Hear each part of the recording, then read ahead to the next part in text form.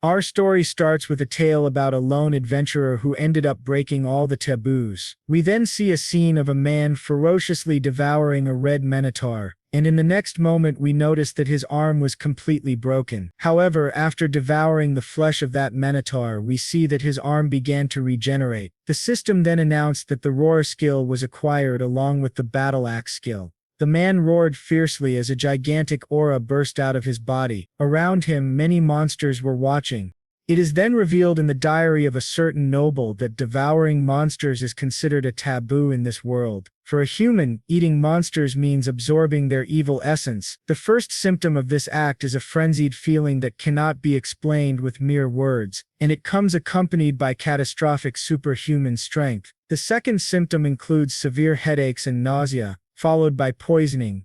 After all the creatures attacked the man, he ordered them to get out of his way immediately. Then it was explained that the third symptom was sudden death. The man was captured by the monsters, but with a fierce look in his eyes, he swore revenge on everyone. It was also mentioned that there was another possible outcome of devouring monsters, transforming into a monster oneself after consuming all their evil essence.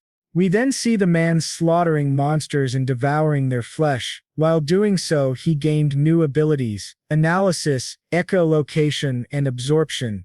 Soon after, a giant serpent appeared before him as he was eating the head of a wolf. By devouring the wolf, he gained increased agility and the lightning cloak skill.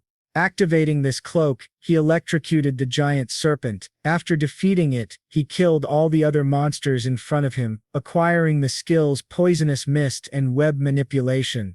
However, after a long period of battle, he became extremely tired and thought that with this much power, he might finally survive. But just when he believed everything was fine, another horde of monsters appeared before him. Determined, he declared that he would definitely return alive. The scene then shifted to Bologna, a frontier city near multiple dungeons. Among them was one known as the Dungeon of Miasma. The air inside this dungeon continuously corrodes the condition of adventurers who enter it, which is why most adventurers hated the place. But our protagonist visited it often. Eventually, people began calling him the Butcher of the Miasma. He arrived before a field of miasma and said that it looked great, and that today would be a profitable day. He had reached the 6th floor of the dungeon. It was explained that the grasses growing within the miasma had the effect of purifying it, and also served as an irreplaceable source of income for him. He reminded himself not to take too much, only what he needed. After collecting, he said that the amount should last him 3 days. Suddenly, he noticed miasma rats nearby. It was explained that many of the monsters in this place used miasma and poison, which was another reason why adventurers disliked the dungeon. However, the protagonist said that such things had no effect on him. He then pushed through the toxic smoke and charged at the rats, killing one. But soon after, 2 more leapt at him, forcing him into a fight with the massive rats. Suddenly someone shouted fireball and flames struck the rats, saving him from being devoured. A group of 3 adventurers appeared beside him. One of them claimed he had missed his shot, while another scolded him for not getting closer before casting. The protagonist recognized their faces from the Adventurers Guild. One of the young men extended his hand, asking if his name was Rode, and mentioned that Rode seemed to be in a pretty rough situation, so he decided to help. Rode, however, did not take the hand. He stood up on his own, though he did thank the adventurer. Still, he pointed out that he would have appreciated a warning before having a fireball hurled at his face. The man replied that shouting fireball was the warning. The large man in the group then noted that the miasma grass colony was really there, and the adventurers remarked how lucky they were to have found it. Rudder, on the other hand, was impressed that they were actually following him to find his collection point.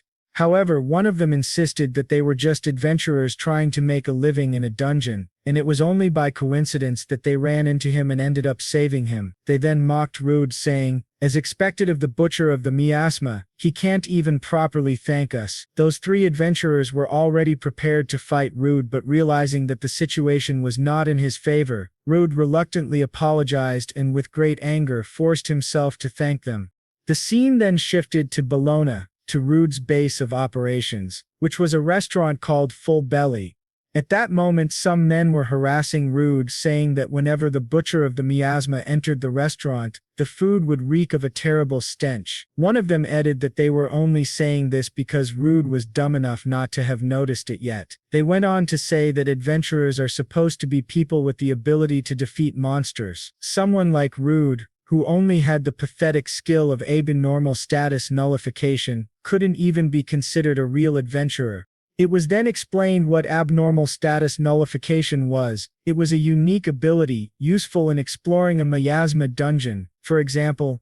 Unfortunately, it wasn't suitable for fighting monsters, which is a vital requirement for adventurers, because he lacked a combat-oriented ability. Rude was not welcomed into any party. That was why he had gained the nickname Butcher of the Miasma, since he was always found in the lower floors of miasma dungeons, scavenging for items. In other words, thanks to his worthless skill, he had become nothing more than a rejected adventurer. Rude reflected bitterly, saying that he was already a grown man, yet he was still fighting life or death battles against filthy rats. Well, those rats weren't exactly normal. But still, later lying in bed depressed, he wondered if he was doomed to spend his entire life as a cursed butcher of the miasma. The scene shifted again to the Adventurers Guild. Rude thought that he needed to find another colony while he still had some money left. But then he noticed a crowd gathered and wondered what was happening since the place was far noisier than usual that day. He approached the receptionist and asked if there were any good requests available. Recognizing him as the butcher of the miasma, she informed him that a new dungeon had just been discovered. Hearing this made Rude very excited, because new dungeons were always filled with treasures and magical items, an incredible opportunity for any adventurer. He immediately understood why so many people were there that day. However, the receptionist had more to say. She mentioned the miasma herbs that he always brought in and told him that from now on their price had dropped significantly.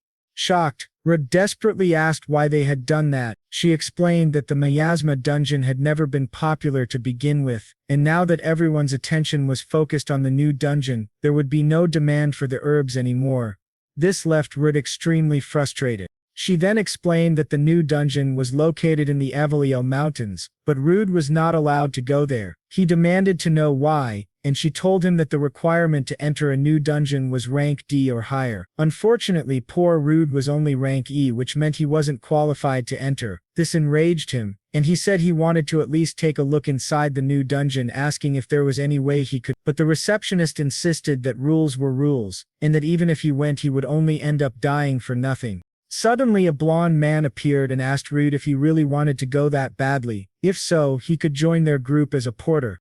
The scene then shifted to a carriage, where Rude was already traveling with them. The blonde man said it was fortunate that they had found Rude, because they had been searching for someone to carry the materials from the new dungeon, but no one had been willing to help them. Hearing this, Rude stayed silent, thinking that it was probably because all the guild's adventurers were rushing to join the new dungeon expedition, making it difficult to find a porter. The other two members of the group complained, saying that out of everyone, they had to end up with the butcher of the miasma, and wondered if they couldn't have found someone better.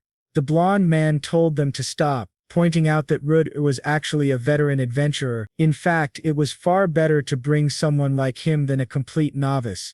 The blonde man then introduced himself again. His name was Bayer, and he was the leader of the Scarlet Blades.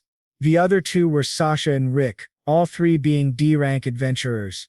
The protagonist introduced himself as Rude, an adventurer from Hankier, and said it was a pleasure to work with them. Bayer then added that before they entered the dungeon there was something he wanted to know. Bayer asked Rude about his status and if he wouldn't mind showing his guild card. Rude then took out his guild card and handed it over.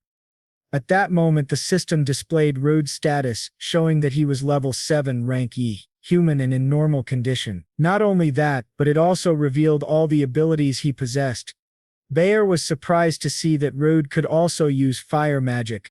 Rude admitted that yes, he could, but the power was too low to be effective in battle. Still, it was useful for lighting dark places or for cooking. Bayer smiled and said that was quite handy, so they would be counting on Rude for this mission. They eventually arrived at the dungeon, and everyone was excited as they stood before the gate. The bear announced that this was the new Abelau dungeon. Sasha, thrilled, said it looked like they were the first ones to arrive. Rick was already eager, insisting that they start exploring as quickly as possible. They opened the gate, but to their surprise, the dungeon was already completely packed with people. Some were collecting miasma, others were fighting monsters, and still others were looting treasure chests. Outraged, Sasha shouted that the place was overcrowded with adventurers. Bear remarked that it seemed the first floor had already been thoroughly explored. Rick insisted they needed to push deeper since there would probably be fewer people below. Sasha agreed with him, but Rode objected, pointing out that since this dungeon had just been discovered, it would be wiser to first map the upper layer. Senton sneered, asking if Rode was seriously trying to give advice. Rick mocked him as well, saying that was exactly why Rode was still rank IA. Bayer stepped in, asking the two to stop tormenting Rude, since he hadn't meant any harm. However, Bayer admitted that he agreed with his companions, saying that if they stayed on the first floor they wouldn't get any decent results. They needed to go deeper. So the group descended to the fourth layer. Almost immediately, a wolf attacked. Rick shielded Rude and struck the wolf in the head, telling Rude to stop being afraid of such small fry. Meanwhile, Sasha electrocuted wolves with her magic, and Bayer cut them down effortlessly. Watching the scene, Rude thought to himself that they were all incredibly strong while he couldn't even move properly inside the dungeon. After some time, they managed to finish off all the wolves. Sasha remarked that, in the end, they had been right to advance further, and it was much better without other groups around. Bayer agreed, saying the monsters here weren't too strong, and they had even found some nice treasures. Rick then told Rude to collect materials from the monsters he had helped defeat. But Rude replied that he couldn't gather anything from them since their bodies were too damaged, and the magic stones were probably shattered as well. Rick mocked him, asking, "And what if they aren't? You're just too lazy, butcher of the miasma." Rude grew angry, but he had no choice, so he went to collect anyway. He stopped in front of a wolf's mangled corpse, its guts spilling out and the stench of blood filling the air. He wondered why the damn thing had to be cut up so badly. Activating his fire magic, he thought maybe it would be easier if he burned it a little. Rick noticed and asked if the old man was actually going to burn the monster, and joked if Rudd was planning to eat it. Then Rick admitted that he himself was getting hungry since they had been exploring for quite some time. He even started to think the monsters looked appetizing. Sasha scolded him, calling him disgusting and telling him to stop. She reminded him that it was taboo for adventurers to eat monsters, since consuming them meant absorbing their mana, and no one could predict what might happen to their bodies. Rick laughed it off, saying he was only joking, and that once they got back, he'd use the money they earned to eat something satisfying. But suddenly, they all felt a terrifying presence approaching. When they turned around, they saw a massive red minotaur wielding a huge axe. Rudd panicked, wondering why a rank B monster was appearing here in such a shallow layer. Sasha shouted that there was no way they could defeat it. The group trembled, uncertain of what to do. Bayer then turned to Rode and told him he would use his items, asking Rode to hand over his backpack. He also instructed Rode to pay close attention to the Minotaur's movements. Rode nervously asked if Bayer actually had a plan. With a sinister smile, Bayer replied that yes, he did. Then, without warning, he slashed Rode across the back with his sword, dropping him to the ground instantly. Bayer ordered Rick to activate his skill immediately. Rick obeyed, unleashing his warrior's encouragement, a skill that caused its target to draw. Rick's skill drew the attention of all the nearby monsters. He infused that ability into his axe and threw it next to Ruda. Immediately after, Sasha activated her acceleration skill, which doubled the target's speed. Realizing everything, Rude asked if they had planned to abandon him there from the very beginning. Badir, his expression completely different from before, asked if Rude had thought there was any other reason they brought the butcher of the miasma along. The group then fled, telling Rude to buy them as much time as possible. Enraged, Rude screamed, furious at their betrayal, but he had no time to dwell on it, as the Minotaur was already about to strike him. The monster's axe slammed into the ground and Rude laughed nervously, saying he had managed to dodge the attack, but he knew this was the end of the line for him. The Minotaur rammed him with its shoulder, smashing him against a wall. Yet at that moment the wall gave way, collapsing. On the other side was a massive pit, and both Rude and the Minotaur fell together. After crashing down from such a great height, Rude slowly opened his eyes, wondering if he was still alive. He realized he had survived only because he landed on top of the Minotaur's body. Though his arm was completely broken, he muttered that he didn't have much time left. Even if no more monsters appeared, he would die of blood loss or starvation before he had any chance to recover. At that moment he felt overwhelming hunger. He said he needed to eat something, anything, as soon as possible. His gaze fell on the Minotaur's corpse and he thought its flesh looked strangely delicious. Shocked at himself, he cursed, wondering what kind of idiocy he was thinking. Eating a monster could only bring disaster. Closing his eyes, he reflected on his miserable life. But then he remembered something. As a child, someone had once told him, "No matter how hard life becomes, never give up on living." With a bloodthirsty glare, Rib sank his teeth into the Minotaur's flesh. It was explained that if a human devoid of mana ate the flesh of a mana-rich monster, the monster's particles would invade their body. This state was called monstrification, a terrible fate, worse than death by poison. That was exactly why eating monsters was a taboo among adventurers. Still, to replenish the blood he had lost and satisfy his hunger, Rode took a gamble. That gamble led to an unexpected mutation. Even his broken arm regenerated. Rode then continued walking through the dungeon, bats watching him from the darkness, but his expression had changed. It was now more monstrous than human. The bats swooped down to attack, but Rud unleashed a new skill, Roar. His thunderous cry intimidated the enemies, knocking some unconscious while the others fled, almost like the Conqueror's haki from One Piece. Another new skill then activated, Physical Reinforcement, which temporarily boosted his strength. With the axe he had picked up earlier, he slaughtered the bats and devoured their flesh. From them he gained the ability Echolocation, which allowed him to detect creatures nearby, especially in the dark. Activating it, he sensed hordes of monsters approaching. With a twisted smile he growled, "Let's see who eats who this time." Rud rampaged, cutting down monsters and devouring them. Each time he ate one, he felt immense power surge through his body. After killing and consuming countless creatures, he finally emerged from the dungeon. Throwing his axe to the ground, he shouted at the sky, declaring he had survived.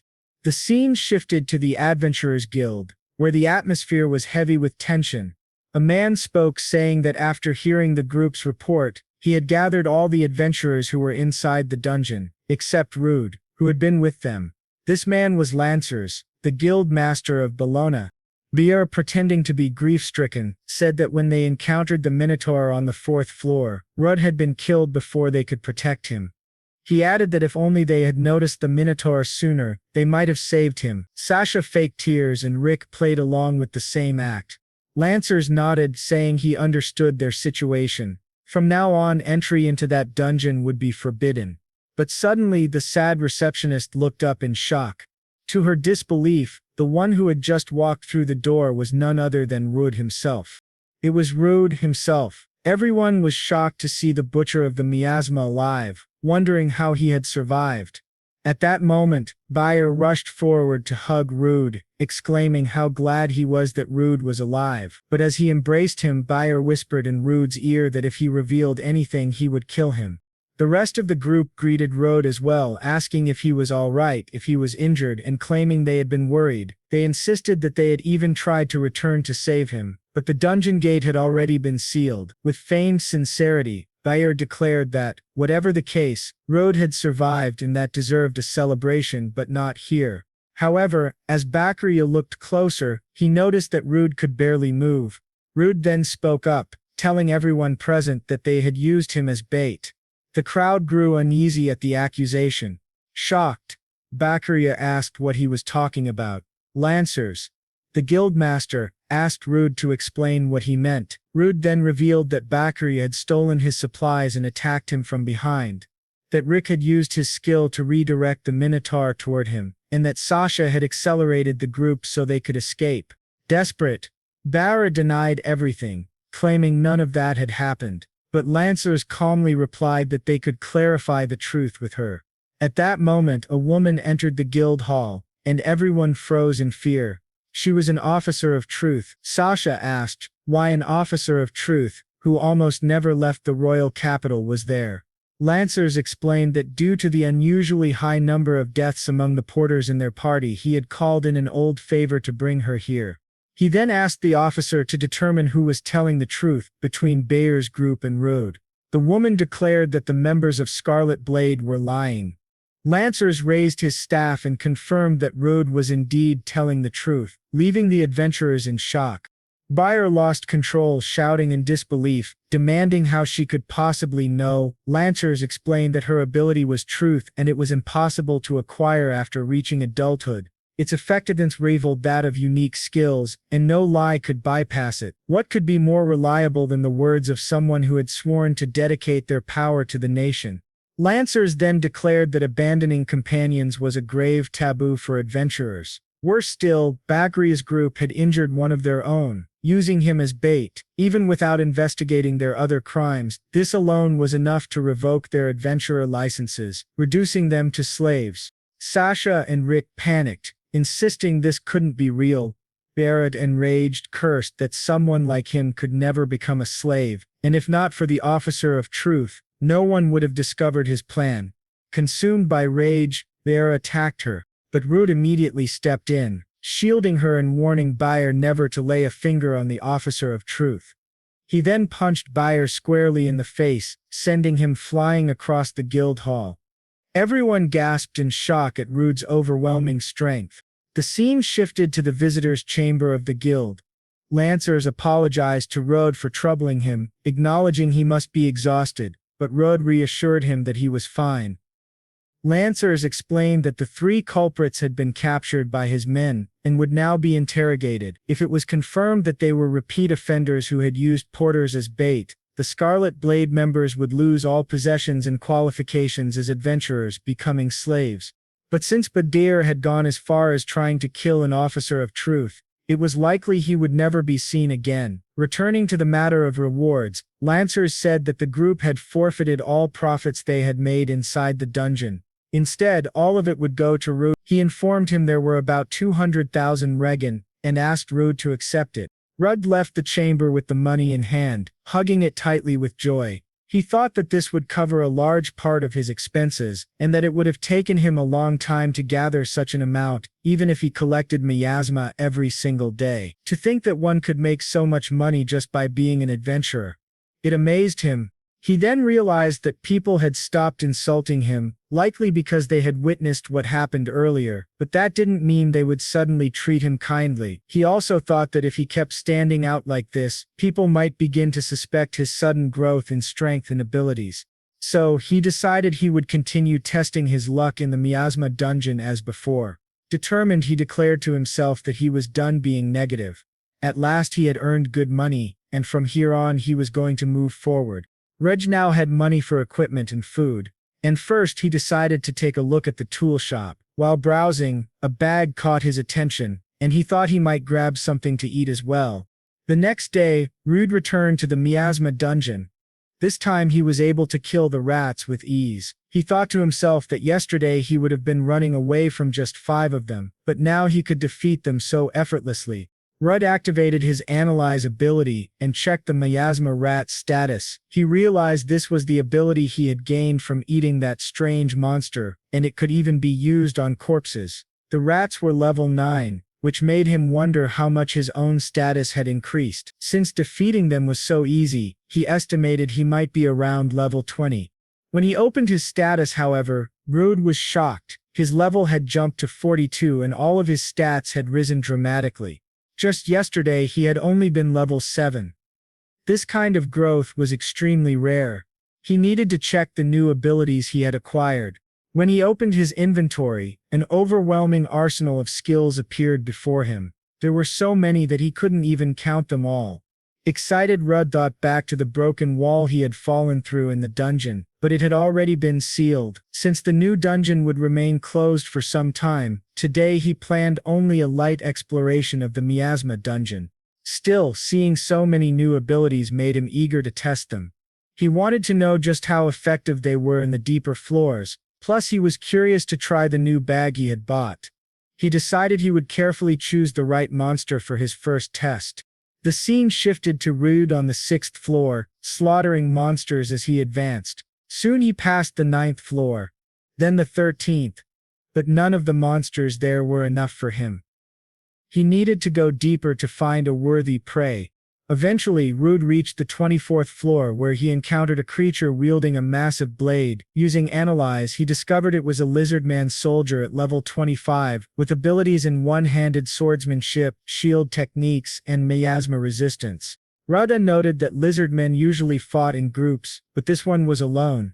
If it was just a single soldier, perhaps he could take it on. Drawing his sword, Rudd charged forward. The lizardman detected him instantly, and blocked with its arm. "Not bad," Reed muttered, "but I won't miss the next strike." However, before he could continue, the lizardman suddenly turned and fled. Confused, Rudd chased after it, wondering why it was running. The chase ended in a dead-end corridor. Rudd drew his sword again, declaring that it had no way to escape now. But then, the lizardman's eyes changed. Rudd realized too late, it wasn't the prey. He was, at that moment, 2 more lizardman soldiers appeared behind him. Surrounded, Rudd acknowledged the danger. Even with his current advantage in levels, this was a bad situation. The soldiers attacked in formation, forcing Rudd to focus on taking down at least one. He struck at one soldier, but it blocked his sword. Gritting his teeth, Rudd pressed on. Just as he was about to finish one off, another intercepted with a shield, while a third attacked him from behind. Narrowly dodging, Rudd chuckled nervously. "That was close. But how many more of you are there?" He realized their coordination was too precise, their ambush far too advanced. Suddenly a sharp sound pierced the air. Looking up, Rudd saw a different lizard man commanding from the rear.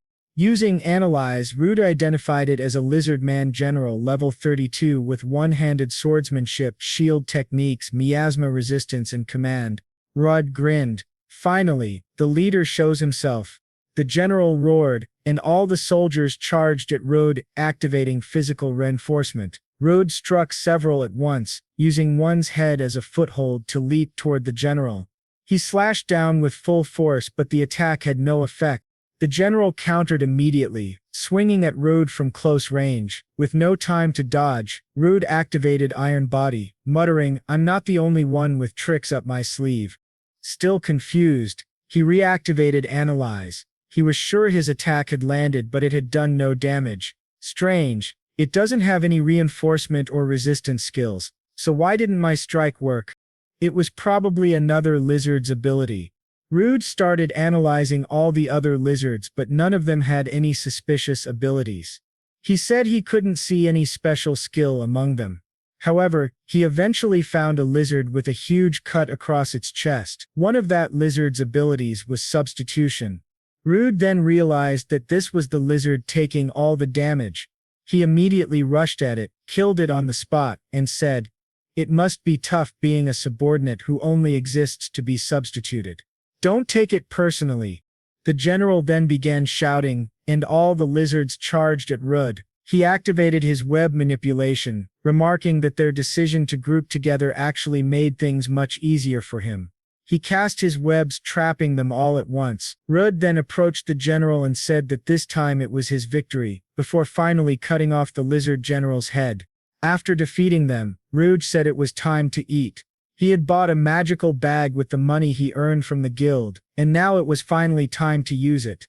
The space inside the bag was magically expanded, and its weight completely vanished when closed. Inside he had placed some cooking utensils and seasonings. He explained that when he first fell into that hidden floor, he was desperate to survive, but he had always wanted to try such things. He began cutting up the lizard meat, frying it in a pan, and wondered how monster meat would taste once cooked and seasoned. With his mouth watering, he took a bite and exclaimed that it was far more delicious than he had expected. Who would have thought monster meat could be this good? He even worried he might get addicted to it. After eating, he gained new skills: one-handed swordsmanship, shield techniques, miasma resistance, and command. Still, he wondered why the meat tasted so good. Could it be because of the magical particles inside monsters? He reflected on how useful the Minotaur's skills, the spider's armor, and the evil eye had been to him. Yet he still had abilities from other monsters he hadn't tested, such as the lightning wolf and the black serpent. On his way to the 21st floor, he encountered some bees and frogs. Using his lightning cloak, he electrocuted them all. Afterward, he commented that the skill was very useful while the monsters themselves specialized in inflicting abnormal statuses, but they had run into the wrong opponent. Now it was time to eat frog and insect meat. He breaded and fried everything, saying the poisonous frogs were so tender that their taste reminded him of mushrooms. It made him crave a beer to go with the meal, though sadly he didn't have one. From this meal he gained new skills: poison, temperature variation, powder scales, paralyzing powder scales, and aerial slash. Suddenly he heard a noise coming from deep within the dungeon. It sounded like a collision, and human voices. Shocked that adventurers had reached this far, he quickly stored his food in the bag and remarked that it was rare to encounter another party in battle. He thought this might be his lucky chance to gather some information. The scene then showed a group fighting against a hooded figure. One of them said that her attack hurt too much and couldn't believe she still had so much mana left. Another replied that the trouble she caused would be worth it. He then pulled back her hood, revealing an elf. He sneered, saying, "Of course, an elf. I wonder how much she'll sell for on the black market." At that moment, Rude appeared and said he had been hoping to meet some friendly adventurers. He added that although he didn't know exactly what was happening, he couldn't just stand by and watch a woman being attacked like that. The man with the scar over his eye demanded to know who Rude was. Smiling, Rude replied that he was just an adventurer. The elf shouted at Rude to get out of there immediately, explaining that these men were adventurer hunters. Rude activated his analysis skill, recalling rumors that all of them were high-level adventurers. However, when he tried to analyze the scarred man, he couldn't see his full status. The only thing visible was his level 65. The others were level 52, 56, and 58. Rude realized they must be using obscurement skills or perhaps magical tools. The scarred man, clearly the leader, ordered his men to capture Rudd. His henchmen rushed forward, moving much faster than Rudd had expected. Even so, Rudd managed to defend himself with his sword. The blonde attacker smirked and said, "Not bad for a low ranker." Rudd mocked the man, saying that he was weak. The man grew angry and began attacking Rudd again. At that moment, Rudd activated his poison ability, spitting venom directly into the man's face.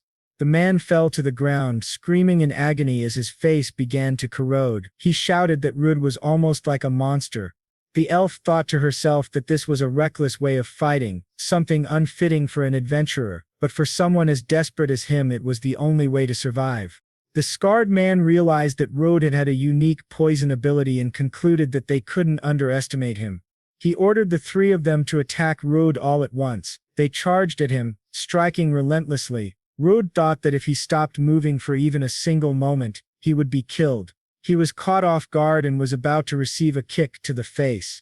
However, just as the kick landed, Rudd activated his iron body skill. The blow still sent him flying into a river of miasma. The scarred man noted how tough Rudd was, surprised that his neck hadn't broken from the kick. Another one of the hunters said he would finish Rudd off right there.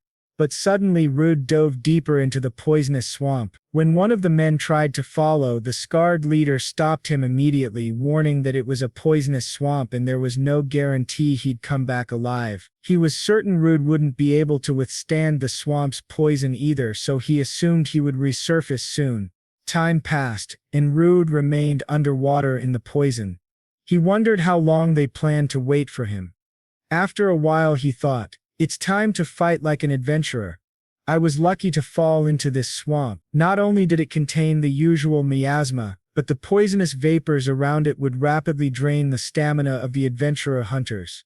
The hunters began to grow restless. One of them complained that more than 10 minutes had passed and his head was already starting to ache. Raud thought it was time to end it. He would have liked to drag this fight out a little longer, but if he delayed too much, the elf would suffer even more. She was already badly injured. Finally, Rude emerged from the poisonous swamp. He taunted them, saying the effects of the poison and miasma must have been quite rough for them. The men sighed with relief, saying he had finally given up. though he had already caused them too much trouble. Rode then revealed, smiling, that unfortunately for them, he was immune to abnormal status effects, so he couldn't understand the suffering they were experiencing. The scarred man immediately realized that Rudd had nullification of abnormal statuses. He also realized Rudd had tricked them. He ordered his companions to attack right away. They rushed at Rudd, but the swamp's poison continued to drain their stamina, and the accumulated miasma steadily weakened their stats. One of them struck at Rude from behind, but Rude activated his iron body again. Immediately afterward, he unleashed his lightning cloak, electrocuting the two hunters fighting him. As they screamed, he fried them both until one of them cursed, calling him a bastard. Rude then activated his new ability, Aerial Slash, cutting both of them down at the same time. The scarred man was shocked. Rudd had poison, iron body, lightning cloak, and even aerial slash. He wondered why a human possessed so many monster abilities. Rudd answered coldly that it was none of his concern. The scarred man thought that under normal circumstances, he was far superior to humans in physical combat, but in this miasma-filled swamp he was steadily losing ground. He then activated his agility boost and lunged at Rude, but Rude countered by activating his physical reinforcement, shattering the man's sword with a single strike and cleaving him in half as though it were nothing. Rudd remarked that if not for the abnormal status effects, the scarred man would have been much stronger than him. The scene then shifted to the elf. She thanked Rudd for saving her life, saying she couldn't imagine what would have happened to her without him. Rudd replied that he couldn't just leave her in such a pitiful situation. He noticed that despite her efforts to remain composed, her body was still heavily affected by the miasma. He told her he had done what he could to give her first aid, but setting that aside, he thought it was rare to see an elf in such a remote area. He wondered what circumstances had led her to be hunted by adventurer hunters. Suddenly they heard a loud noise. A massive monster appeared before them. Rudd realized it must be the leader of the moths. Its level was 37, and it possessed many poison-related abilities. He thought to himself that after everything he had faced, this moth wouldn't be able to defeat him or intimidate him just because of its size. The moth then used its wind slash ability, and the attack almost struck the elf. Rudd asked if she was all right, and she replied that she was. Rudd said that she had given him quite a scare, so he thought it was only fair to return the favor. He turned to the giant moth and declared that flying away wouldn't help it escape his reach. He activated his aerial slash and launched it toward the moth, cutting into it multiple times. In response, the moth released its paralyzing scales. Rudd simply smiled, knowing paralysis wouldn't work on him, but then he remembered the elf was still there. Before he could react, she raised her staff and cast a powerful wind spell. Rudd was surprised by the strength of her magic, but he thought to himself, as expected of an elf. After her spell, Rudd finished the moth off with a decisive strike to its head. The elf, catching her breath, asked him if he was immune to poison and paralysis, and also why his abilities seemed to resemble those of monsters. Rudd hesitated, wondering how he could possibly explain it to her, but before she could press him further, her body weakened and she collapsed to her knees. Concerned, Rudd asked if she had been struck by the paralyzing scales, but she shook her head. "No, it's something else," she said weakly. She promised to explain everything once they escaped from the dungeon. The scene shifted. They finally emerged from the dungeon and sat down beneath a tree. The elf sighed with relief, saying she felt much better now that she was outside the labyrinth. Before explaining what had happened to her, she introduced herself. Her name was Alicia and she was a former adventurer. Rudd, shocked, asked if she was the very same Alicia of the Emerald Storms. Laughing softly, she admitted that he already knew her. Rudd exclaimed that of course he did. She had been a member of the most renowned S-rank party in the Kingdom of Ludius, the Azure Trials. Everyone knew that party's name, but as far as he remembered, the Azure Trials had been annihilated. Alicia nodded.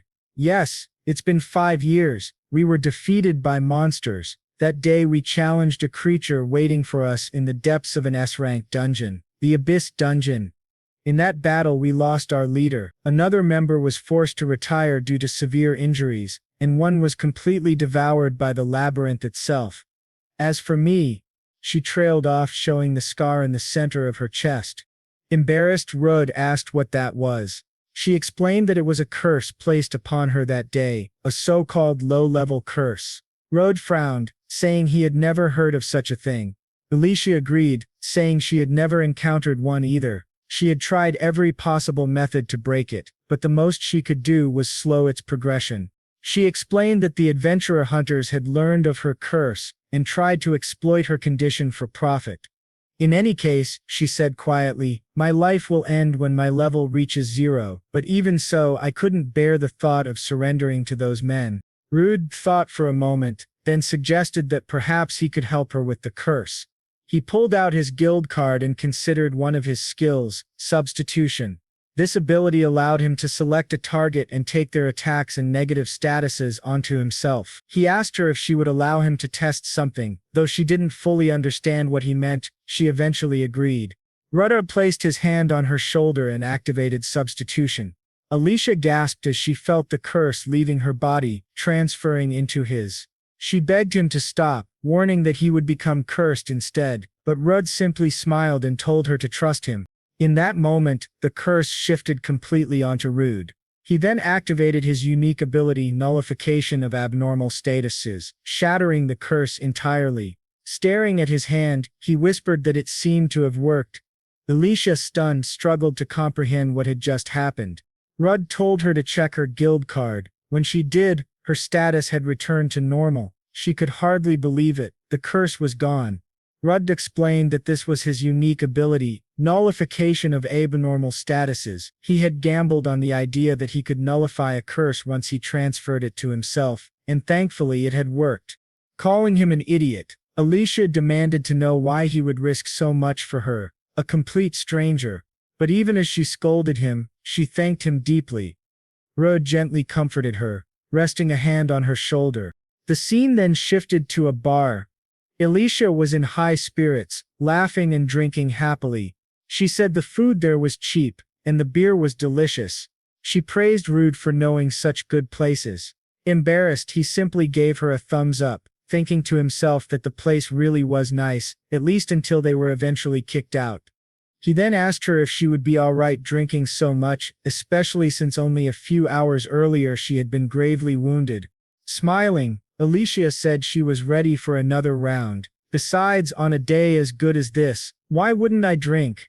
They toasted, and Rudd asked what her plans were now. She replied that first she wanted to get to know him better. With a cute expression, she asked why he had decided to become an adventurer. Rudd explained that long ago his village had been attacked by monsters. Those monsters killed his family and friends and took everything from him. But thanks to an S-rank adventurer, he survived. A flashback showed that adventurer saving young Rude from a group of monsters. Rude said he would never forget that sight, and ever since then he had dreamed of becoming an S-rank adventurer himself, so he could help people in the same way that he declared was his greatest life goal. Alicia smiled and told him it was a noble dream. Rudd asked if she wouldn't laugh at him, but she shook her head. She explained that she too had once dreamed of reaching SAC rank and becoming stronger and stronger, at least until she was cursed. She also believed some of her comrades were still trapped in the depths of the Abyss dungeon. No matter what it took, she was determined to face that monster again. But for now, she said, we both need to grow stronger to reach our goals. She then asked Rude if he would like to form a party with her. Rude was taken aback by the sudden proposal. Before he could respond, the same men who had mocked him before appeared, grabbing Alicia by the arm. They sneered that Rude was drinking with a beautiful woman like him and invited her to drink with them instead. Rudd stood up, demanding they release her immediately, which only made them angrier.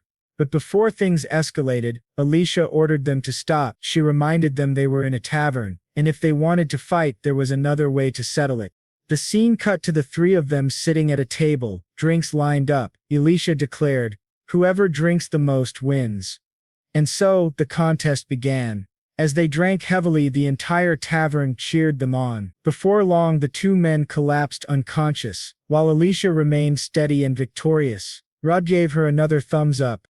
Rudd told her she had done well, especially since she had already been drunk before the contest. But swaying, Ilya drunkenly insisted, you're my savior. I haven't fallen so low that I'd just sit by and watch while my savior is mocked. Yet before she could finish, she passed out in Rud's lap. With a sigh, Rud said he had no choice. He activated his substitution skill, transferring her drunkenness onto himself. Alicia quickly woke up, surprised. Rud explained that he had taken her intoxication since he couldn't get drunk anyway. Laughing in amazement, she said, "First you took my curse, and now my drunkenness. Your ability is the most incredible thing I've ever seen. More than ever, I want to form a party with you." Of course, she didn't stop drinking. In fact, the first thing she did after waking up was order another round. She soon walked up to a sign advertising the tavern's special dish and said it was a shame she couldn't try it. The tavern owner explained that the fishing grounds of Barnabas had been overrun by monsters. He had already sent requests to the guild, but all the high-level adventurers were currently away. He asked Rud and Alicia if they would accept the request instead. The scene shifted to Barnabas's fishing grounds. Rud and Alicia were on a boat. She pointed out that this was the Barnabas's fishing field, and declared that they would defeat the monsters quickly so they could enjoy the tavern's special dish. But suddenly, one of the monsters attacked from beneath the water. Rud smiled, saying, "Finally, they've shown up. This must be the monster the owner mentioned." Alicia, however, urged him to look more carefully. From a bird's-eye view, they saw dozens of monsters surrounding their boat. Rud activated his analysis ability and identified them as level 23 creatures. Their skills included high-speed swimming, water bullets, and sniping. The monsters began firing water bullets at Rud. He realized he couldn't dodge such attacks in the limited space of the boat. So, Rud jumped into the water, immediately drawing the attention of all the fish-like monsters, which rushed at him. Smiling, he activated his lightning cloak, electrocuting them all in an instant. Alicia was astonished at how quickly he had dealt with them, but Rud, still wary, said there was more to come. Then he began to wonder why weren't the remaining monsters attacking him. Rud wondered if the monsters were being cautious, or perhaps trying to protect something. He told Alicia that he would dive to the bottom to investigate and asked her for a favor. Tying a rope around his waist, Rud descended into the depths of the sea. Once underwater, he quickly realized the truth. The monsters weren't attacking him, but neither were they fleeing. That could only mean they were protecting something. And then he saw it, a massive creature lurking on the ocean floor. Using analysis, Rud discovered it was level 38. Its abilities included paralysis poison, autonomy poison resistance, and accelerated regeneration. Rud noted that the creature, called a nemono, was enormous, but it didn't resemble a sea anemone at all. Instead, it looked more like a hermit crab. Suddenly, a monster fish emerged from one of its tentacles, and Rud realized that was how it was spawning the smaller fish. If he didn't defeat the boss itself, killing its minions would be pointless. Since the nemono wasn't attacking yet, Rud decided to prepare himself first, but at that moment the fish swarmed his legs and began dragging him down. He realized the reason they hadn't attacked before was to distract him from the tentacles. Activating his lightning cloak, Rud electrocuted all the monsters around him. "Now then," Rud thought aloud, "how about you, big guy?" As long as he maintained contact, even such a massive body should be electrocuted. But then he noticed something strange. The tentacles were no longer attached to the crab. That's when he remembered the Nemona had the autonomy skill. It had severed its own limbs the moment the lightning struck. The giant crab lunged at Rud. By now he had been underwater for too long and was running out of breath. He tugged on the rope, trusting Alicia to pull him back. With her wind magic, she hauled him to the surface. Alicia asked if he was all right, and Rud thanked her for saving his life. He explained that a boss was down there continuously producing the fish. It also possessed accelerated regeneration, so he needed to defeat it quickly. Alicia warned that monsters had a huge advantage underwater, and her magic couldn't reach them effectively. She asked if Rud had a plan. "There's only one way," he said.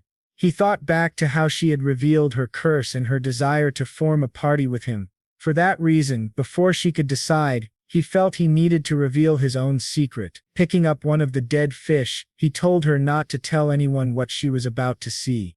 The scene shifted. Rud was back underwater. This time, he had a new ability, high-speed swimming. Cutting through the water with incredible speed, he slaughtered the monster fish in his path. The boss sent its tentacles after him again, but this time Rude easily dodged and closed the distance. With a powerful strike of his blade, he pierced the hermit crab, activating his lightning cloak once more. The electricity surged through the beast, finishing it for good.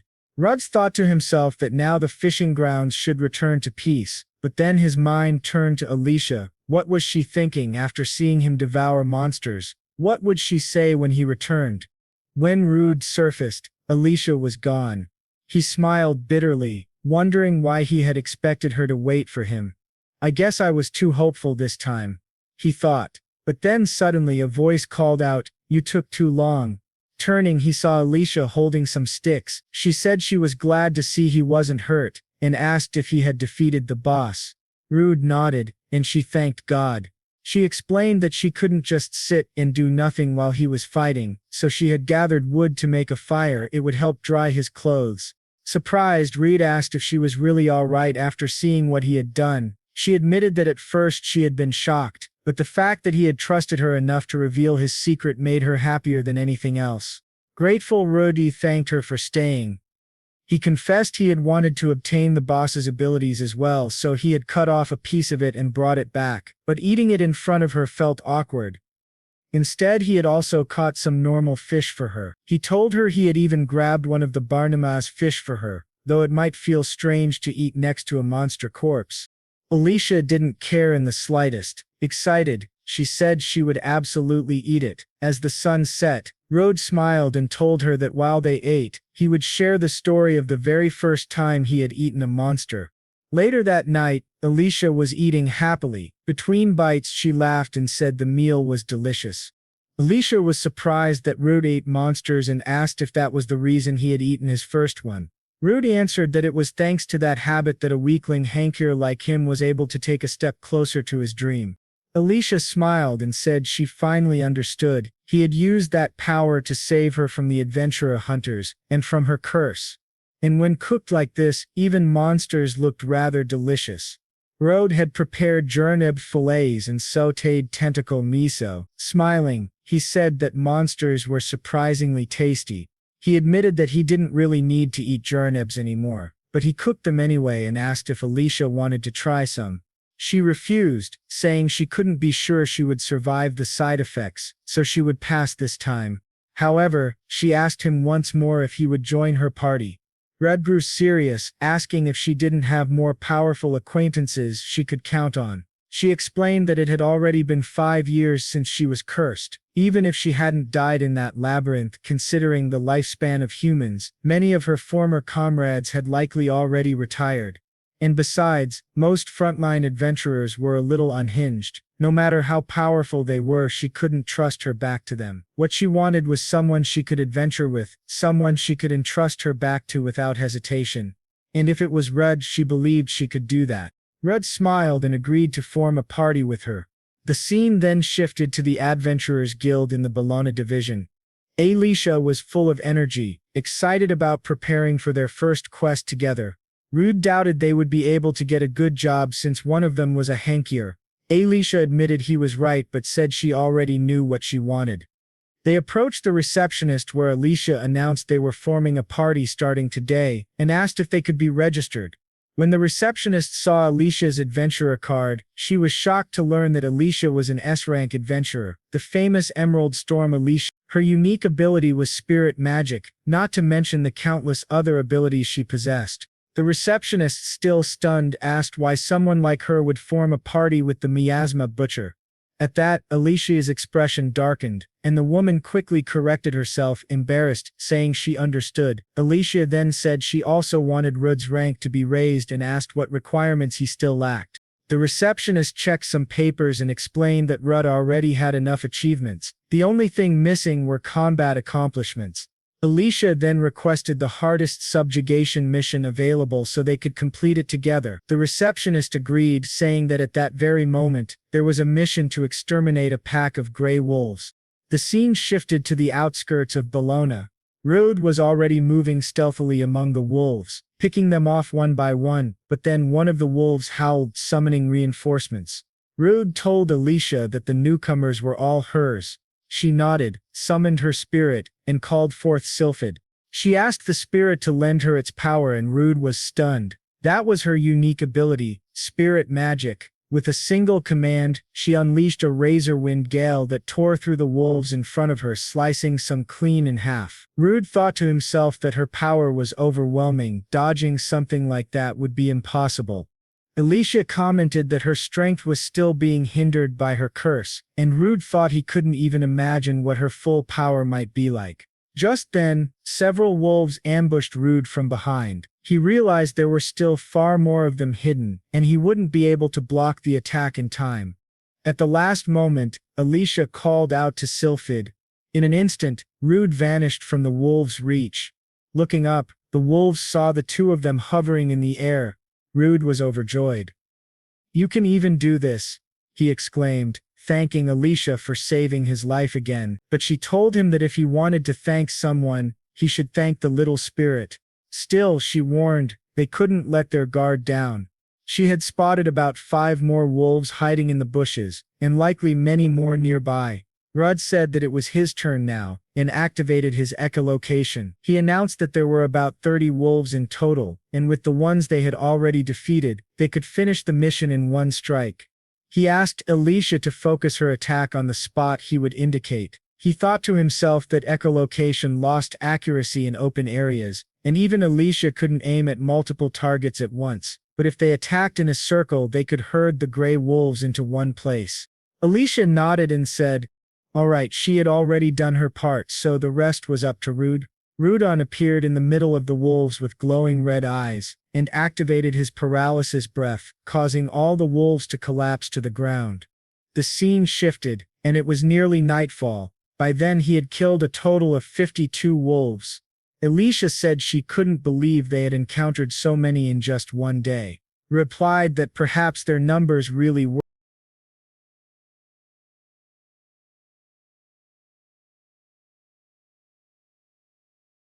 "By the way, what was that spirit magic you used earlier?"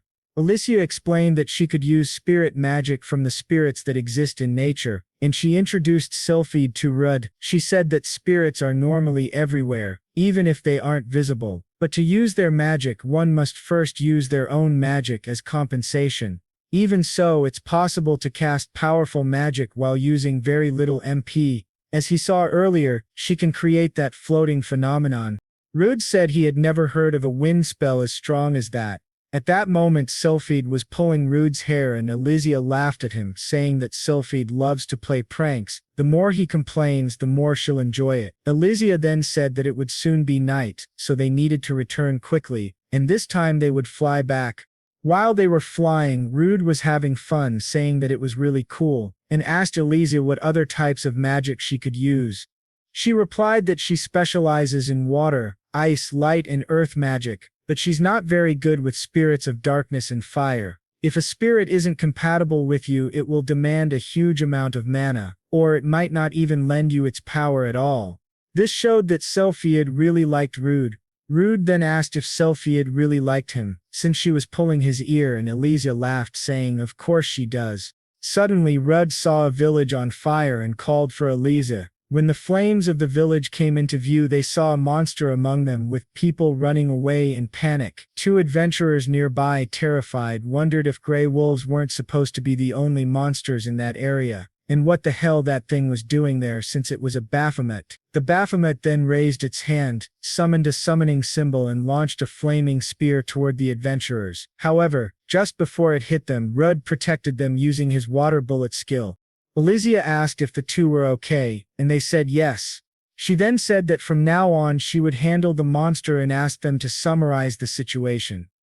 Meanwhile, Rude analyzed the creature. Its abilities included basic fire magic, echolocation, increased mana recovery speed, basic earth magic, and mental reinforcement. Rudd thought that even if the Baphomet's level was lower than that of the Lizard General, its stats were on another level. That meant it was different from ordinary monsters. The Baphomet then summoned 4 fire spears. Rude noted that it used basic fire magic. He said that his own fire magic was weak, not something he could use effectively in battle, but but if he could eat that monster's meat, he might gain the ability to use fire magic in combat as well. That thought made Rude excited. When Rude tried to attack, the monster blocked his strike using its iron claws. Rude said he would try using brute force, but the Baphomet quickly fired more flaming spears at close range. Rude barely avoided the attack in time. Elysia asked if he was okay, and he said yes. Rude realized that the monster had fired 2 spears and kept the other 2 in reserve, ready to use them defensively. He thought to himself that the Baphomet was going to be a very tough opponent. Elysia said it looked like the creature had raised its guard and suggested they exchange information while they still could. She explained that the villagers hadn't all evacuated yet, though she had already asked the people they met earlier to help with the evacuation. Still, she wanted to minimize collateral damage to the village, which meant she couldn't use powerful magic to defeat it in one strike. Rude thought that Elysia must have run low on magic power because of their earlier battle and long journey, so they couldn't rely too much on her spirit magic. He decided he had to act quickly, but Elysia told him to leave it to her and just trust her. Rude then thought that no matter what happened, he needed to keep moving forward. He charged toward the Baphomet again, even as the monster fired flames at him, while Elysia supported him from the rear using water magic. Rude noticed that she managed to cancel out the Baphomet's spell with an opposing one of equal power. However, the Baphomet suddenly conjured several stones and hurled them at Rude. Elysia shouted for him to keep advancing. Rude raised his sword and sliced the stones in half. Now there were stone fragments of the same mass, and Elysia was maintaining her magic while avoiding collateral damage. Her mana control was incredible. As expected from a former rank S adventurer, Rude then jumped forward, activated his physical reinforcement, and cut off Baphomet's fingers. When the Baphomet tried to attack Rude with its other hand, Elysia fired a burst of flames directly into its mouth. After hitting it, she asked mockingly how it felt to taste its own power.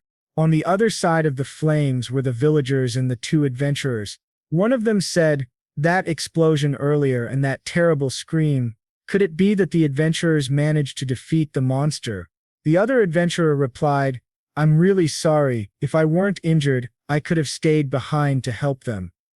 At that moment, Elysia appeared and thanked them for helping with the evacuation. The red-haired man asked if she was okay and she said yes. The Baphomet had been defeated. However, she added that even though she landed a fatal blow, the monster somehow survived, so it might attack again. They needed to go after it as soon as possible. That was why she had a small favor to ask of them. The man said that as long as it was within their ability, they would do anything. Elysia then asked if they had a bit of food to share with her since she was starving and feeling dizzy. The scene then shifted to the forest near the village, where Rude was with the Baphomet's body. Elysia appeared, saying that she had returned.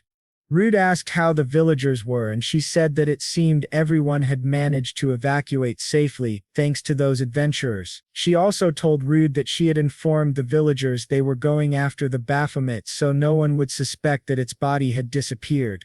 Rude apologized, but she said it was fine. Then Rude mentioned that the Baphomet's meat looked really delicious. Soon after, he had already made Baphomet soup. He said he was just going to add a bit of Artemis and ginger. After seasoning it, he tasted the soup and commented that it had a strong goat flavor, but aside from that, it was delicious.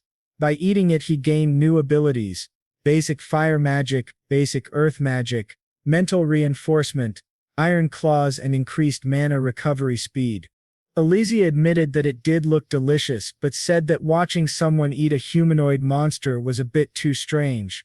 Rude thought she was right, and it was a little scary that he was already getting used to it. At that moment, a few boar-type monsters appeared. Rude said there were too many monsters in that area, and since they were already there, it was time to test his new combat magic. However, when he tried to cast a fire spell, nothing happened. The boars activated their quick step ability and charged straight at Rude, knocking his soup onto the ground. Elysia commented that she thought he would be able to use magic now, but since she was low on mana, she wouldn't be able to help much in that battle. Rude, clearly frustrated, said that this was unforgivable. They had spilled his soup. He had drained blood, removed filth, and done all that work just to eat, and now it was ruined. Furious, Rude said that since he had gone to such trouble seasoning the Baphomet meat to perfection, the boars would now take responsibility by becoming his next meal. Just as he was about to charge at them, Eliza stopped him, telling him to calm down.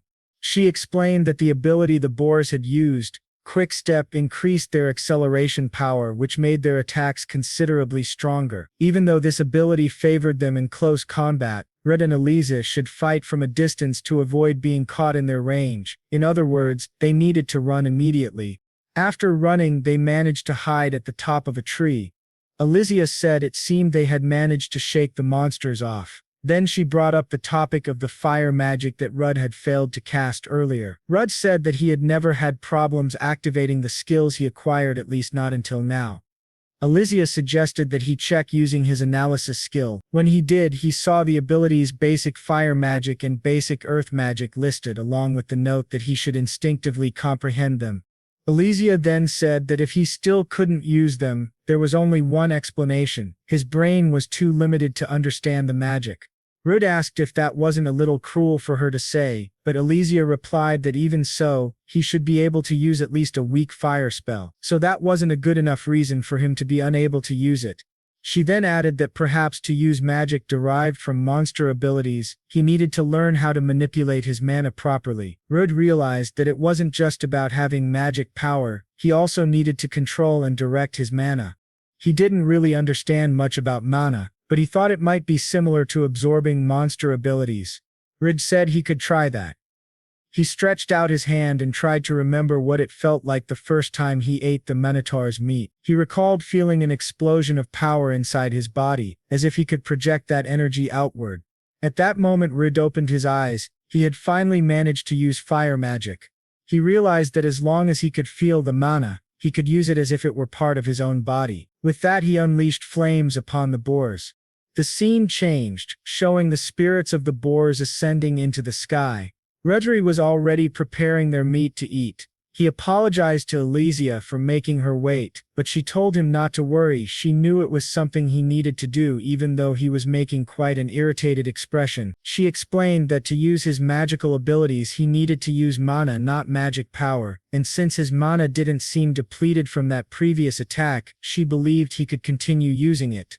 Red then said that when he felt the mana spreading through his body, he immediately understood how to use his abilities. If mana could replace magic power, then perhaps he could use it to strengthen his body and weapons. Among adventurers, many chose to refine their magical skills, and most preferred close-range combat. By circulating magical energy through the body, their physical abilities would also improve, and if they used weapons, their attack power would increase significantly, even allowing them to release magical slashes.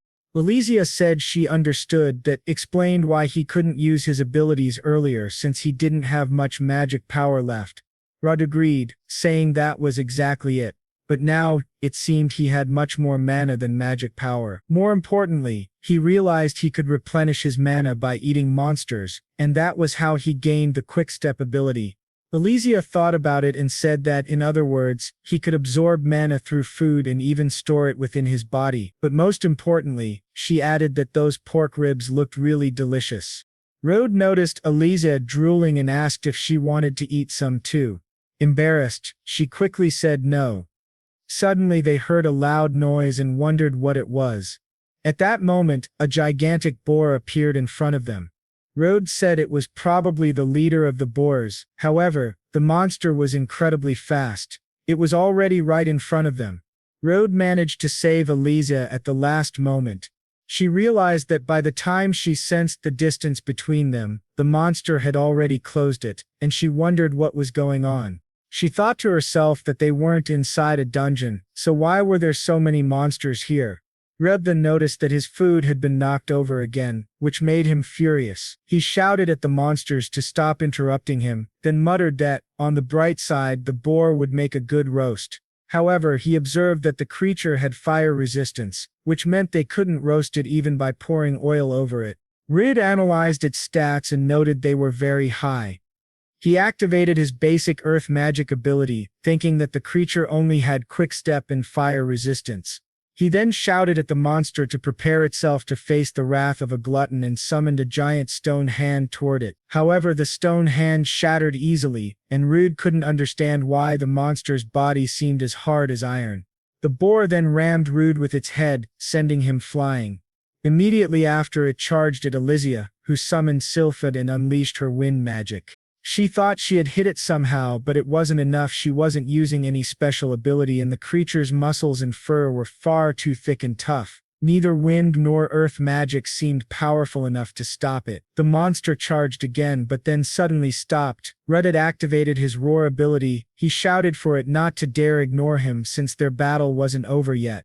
He realized he couldn't use Quickstep or Iron Body at that moment. If he tried to turn this into a battle of endurance, there was a chance the monster would target Elysia instead. He didn't have any single ability powerful enough to bring it down in one hit. However, he noticed that the boar only seemed capable of charging straight ahead.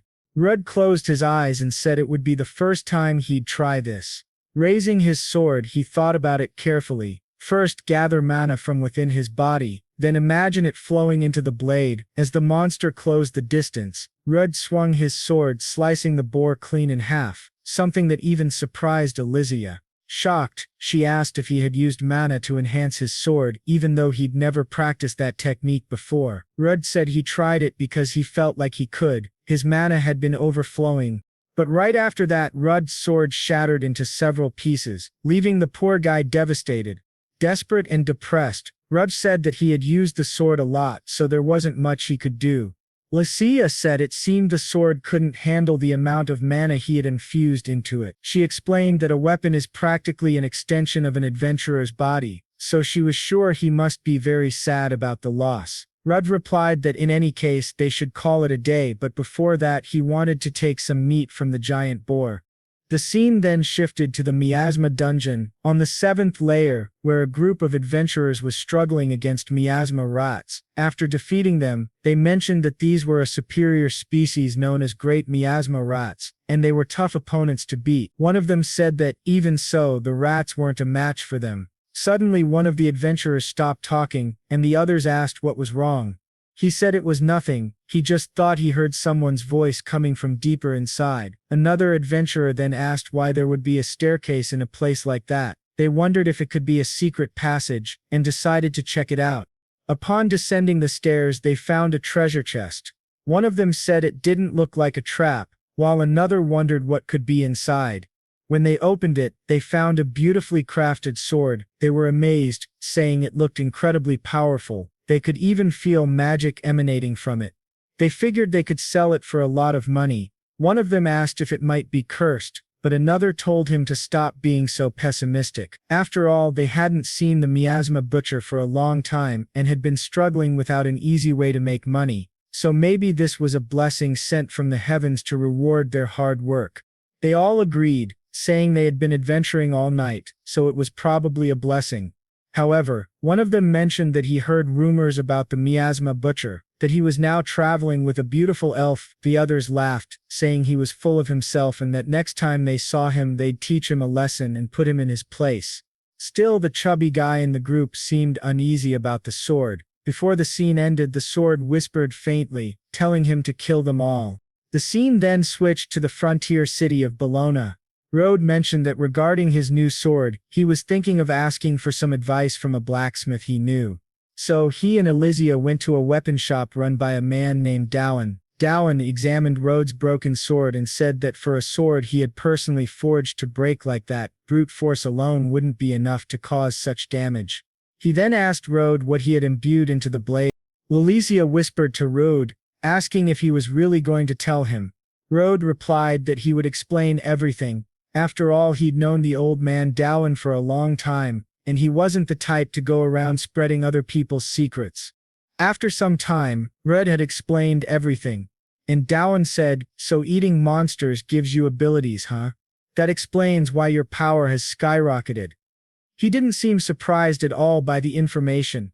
Dowan said that as long as Red had good taste, he didn't care what he ate. What mattered now was that Red needed a sword capable of withstanding mana-infused strikes. Taking the research time into account, it would take a while before he could forge a new one. Rudy asked if there was anything he could do to help. Dowan said high-quality magic stones would be useful. Rude replied that he had a few materials with him and placed them on the table. Dawan was shocked when he saw them. They included stones from a lizard general, Baphomet, and even a minotaur. Dawan said that Rude's abilities had clearly improved a lot. Rude replied that it felt nice to be praised by the old man. Dawan told him that if he needed anything else he'd call Rud, and in the meantime Rud could use the spare sword he had. However, Dawan warned him not to imbue mana into that sword under any circumstances. If he broke this one too, he would charge him an absurd compensation fee. The scene then shifted to a bar where Elysia was already drinking again. She said that from now on they should try focusing on magical attacks. Rode said that old man Dawan got really scary when it came to his swords. Elysia laughed, saying that even though he was a bit intense, she was glad to have met Rode's first friend. Rode apologized for being such a loner. At that moment, the adventurers who had found the cursed sword approached them, saying it looked like they were having fun, and asked if they could join them, once again calling Rude the miasma butcher. Elysia immediately stood up and asked if they had a problem with them. If they did, she said they should settle it like proper adventurers with a drinking contest. But suddenly one of the men began trembling. Out of nowhere, the man suddenly collapsed onto the table, leaving his friends shocked and asking what was happening to him. They soon realized that the one who had fainted was named Rondo. One of his friends asked if he had been drinking too much or something, but then noticed that Rondo was still tightly gripping the sword, the one surrounded by a red aura. He questioned why Rondo hadn't sold that sword yet. The sword, however, continued whispering to him, urging him to kill. Suddenly Rondo snapped. He shouted for his friend to shut up, and in a frenzy, attacked him, slashing his chest open without warning. Immediately after, Rondo turned toward Elysia and charged at her. Just as he was about to strike, Rud jumped in front of her, blocking the attack and saying that this wasn't going to end like a simple drunken brawl. Rud thought to himself that something was seriously wrong with Rondo. The other adventurers stood up, shouting, asking what the hell he thought he was doing, attacking people in the middle of their celebration. Several adventurers in the bar tried to restrain Rondo, but the sword cut through all of them at once. Then the sword, almost as if it had a will of its own, whispered that it was sorry for what was about to happen, but it would destroy everything in front of it. Elysia quickly cast a powerful spell at Rondo, blasting him through the wall of the tavern. The poor tavern owner watched in disbelief at the destruction, but Rondo stood up again completely unharmed, as if nothing had happened. Rod asked Elysia if she had held back during her attack, and she replied that an average adventurer shouldn't be standing after being hit by that kind of spell. Rondo then screamed that he would kill them all and charged again. Rod realized the situation was getting worse. Elysia called out to the others, telling anyone with healing magic to focus on the wounded. Meanwhile, Rod analyzed Rondo using his ability and discovered that he was under a madness status. He had entered a berserker mode, and compared to his normal self, all his stats were drastically higher. Elysia told Rod to move aside, saying that this time she would use her full power. She launched another spell toward Rondo. But to her shock, the sword absorbed it completely, nullifying her magic. She warned Rud to be careful, saying that the sword was clearly cursed. Rud then asked if Rondo was getting stronger by absorbing magic. Rondo's body began to distort, dark red tentacles spreading from him as he charged at Rud. Rud managed to block the blow, though it was incredibly strong. He countered with several strikes but noticed that the red tentacles were regenerating his wounds instantly. He thought to himself that if Elysia tried to support him with magic, the sword might absorb it again. If she really wanted to help, she'd need to find an opening and deliver one decisive strike. At that moment, the chubby adventurer, Rondo's friend, begged them not to kill him. He tearfully said that even though they had done terrible things to Rude in the past, for someone like Rondo, who had always been treated like a failure and despised by everyone, Magnus and Rondo's group had become his only place of belonging. The boy broke down crying, pleading for Rude not to kill his friend. Rude smiled and said he would do his best. He decided to try using his substitution skill and told Elysia to leave Rondo to him for now. She nodded in agreement. Rude remembered that when he used substitution on Elysia before, it took about 10 seconds. The problem was, how was he supposed to restrain Rondo for that long? Rondo struck again, and Rude barely managed to block in time. He noted that Rondo's attacks were incredibly heavy, but if he could just immobilize the sword somehow, it would help a lot. Rude then activated his basic earth magic ability, saying that this time the sword wouldn't be able to absorb it. He successfully immobilized Rondo and thought that if Rondo's madness was caused by a curse, he could try freeing him the same way he had restored Elysia's consciousness before. Rudd activated substitution and touched Rondo. Rondo screamed in agony, and for a moment it seemed like Rudd's ability was working. Rondo began crying, begging Rudd to save him. But the curse was far stronger than Rudd expected. He was soon overwhelmed and thrown back violently by the curse's backlash. Catching his breath, Rudd said he was fine, but his substitution had failed. It wasn't Rondo who had rejected the ability, it was as if the sword itself had a will of its own. Rudd realized he might need to weaken the curse further. He then activated his basic fire magic and launched flames at Rondo.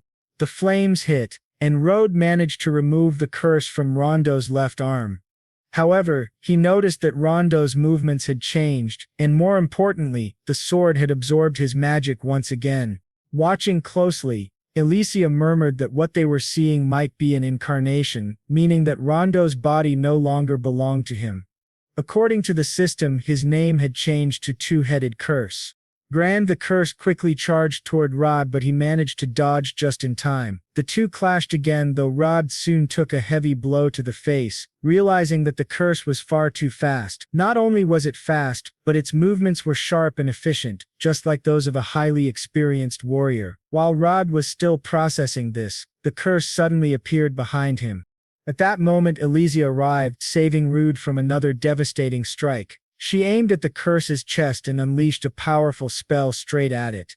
She then said that it seemed she would have to interfere a bit in this fight after all. Rude thanked her for saving his life and admitted he hadn't realized she could fight at close range. Elysia replied that a mage who becomes useless when the enemy gets close is nothing but a burden to the team. However, she added that their opponent was no longer someone they could afford to go easy on. She told Rude that he needed to make a decision right now. The curse had advanced too far. The only way to stop it was to destroy its heart. Rude hesitated for a moment, visibly torn, but finally nodded in agreement. At that same moment, Magnus regained consciousness. He asked what that girl Elysia had said earlier, wondering if he had heard correctly. The scene then returned to the battle. Rude thought that even with both of them fighting, they still couldn't create a decisive opening. He wondered if the creature's two heads allowed it to expand its field of vision. With that in mind, Rude asked Elysia to retreat for a moment. He then activated his fire magic once again. Elysia immediately understood his plan. If he used his magic to raise dust and debris, the curse wouldn't be able to absorb it. Using this cover, Rude appeared behind the curse and managed to strike it from behind. Right after that, Elysia summoned her earth spirit, calling forth the spirit Nomia. However, when she fired her spell, it barely managed to scratch the curse's arm. To their surprise, the chubby adventurer suddenly grabbed the curse by the arm and Magnus joined in to help him hold it down. They shouted that if they were going to die, then they would die together. Seizing the moment, Magnus drove his sword straight through Rondo's heart. The curse let out a final scream before dissolving completely, and Rondo's body collapsed lifelessly to the ground. Everyone stood there in silence, overcome with sorrow. Rondo's two adventurer friends fell beside his body, weeping in despair. Rudd quietly watched the sword lying near the body.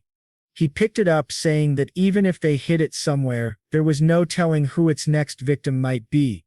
Immediately the sword began whispering again, telling Rudd to kill. Rudd, however, activated his abnormal status nullification, telling the sword to shut up. That kind of talk wouldn't work on him.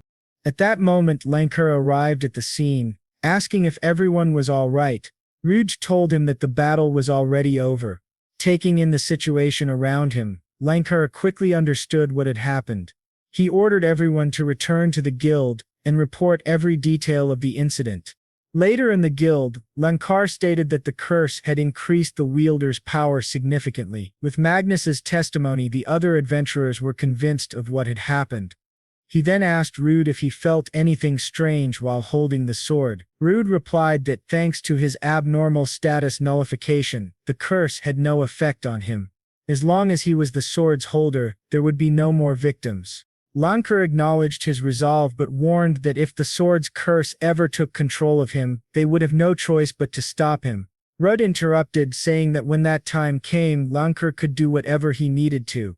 Lankar thanked Rud and Elysia for containing the incident and offered his condolences to Magnus and Rondo's friends. However, he said that no one would have time to rest yet. Elysia asked if something else had happened. Lankar explained that the adventurers under his command had originally been summoned for another reason. Recently, the number of monsters appearing outside the dungeons had been increasing at an alarming rate. It seemed that these monsters were coming from a newly discovered dungeon in Abalio. According to the research team's findings, the cause appeared to be the presence of a certain monster. Rudod asked what kind of monster it was, and Lankar replied, the miasma dragon Basilista. He said he had only ever read about it in books, but its estimated level was around 70, which shocked both Rud and Elysia. Lankar went on to explain that its strength alone wasn't the real problem.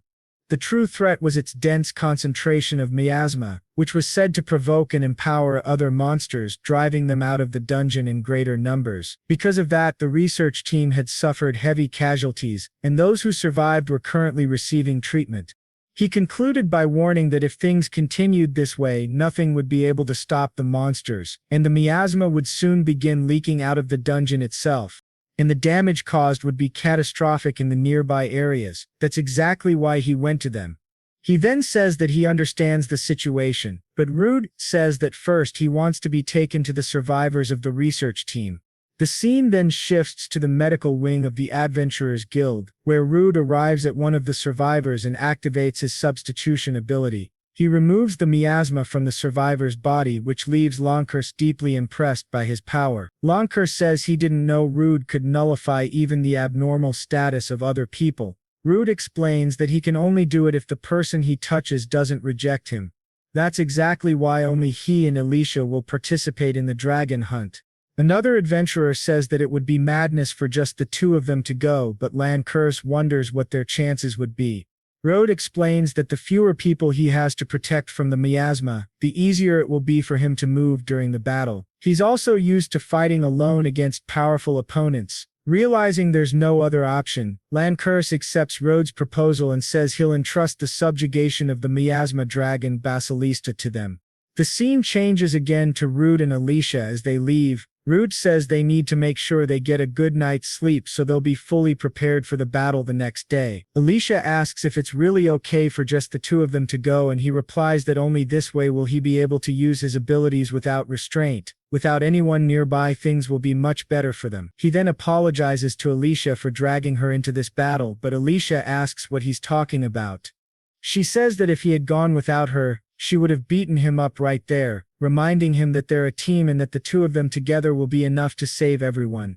The scene then shifts to the lower levels of the dungeon. Reed is seen fighting some goblins that have been affected by the miasma. After defeating them, he says that just as the explorers reported, they still need to pass through at least 5 more floors, but they didn't mention that the miasma had spread this far. Elysia notes that this only shows how quickly it's spreading, and even their purification items are struggling to cleanse it. Rita says that the monsters on the next floors don't seem to be alive anymore.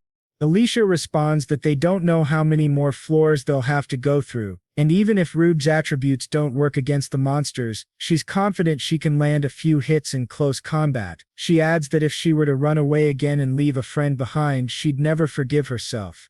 Rude apologizes for making her say that again, then touches her shoulder, saying he'll use substitution to remove the miasma status from her. Rude mentions that he was prepared for this and can remove its effects each time he touches her shoulder, but as soon as he lets go, the miasma begins to build up again. Elysia then comes up with a plan, saying that they should just hold hands as they move forward. She also says that the miasma is so thick she can barely see her feet, so besides the substitution he should guide her as well. Rudd agrees and the two of them continue through the dungeon hand in hand. They reach the middle floors where the miasma becomes even thicker. Ridge says he'll use his echolocation and detects 2 monsters ahead. He notes that if they manage to survive in this much miasma, they must be very strong opponents. Ridge comments that he has never seen monsters like these before. Elysia asks if there's any way to avoid them and he says yes, but if possible he'd like to face them. Alicia teasingly asks if he wants to eat them, and Rid, embarrassed, says that's not what he meant. He explains that it's because of his cursed sword Gran and he wants to test it before facing the miasma dragon. It's then explained that Gran is a cursed sword that seals the consciousness of anyone who touches it, constantly driving them into a state of madness. At that moment, the monster's rolling beetles appear. Their abilities include Iron Body, Revolution, Poison Resistance, Miasma Resistance, and Paralysis Resistance. Rude uses his earth magic principles against them, and Alicia praises him for doing a great job, but it still doesn't seem to have much effect. The beetles then start rolling toward them at high speed.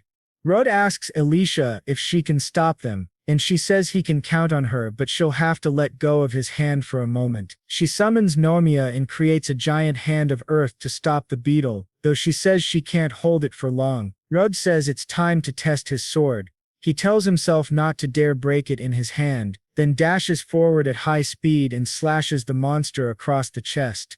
He thought that the cut he had made was too shallow, and if it wasn't powerful enough he would have to take greater risks. He then gave a signal to Alicia, who immediately understood what he meant.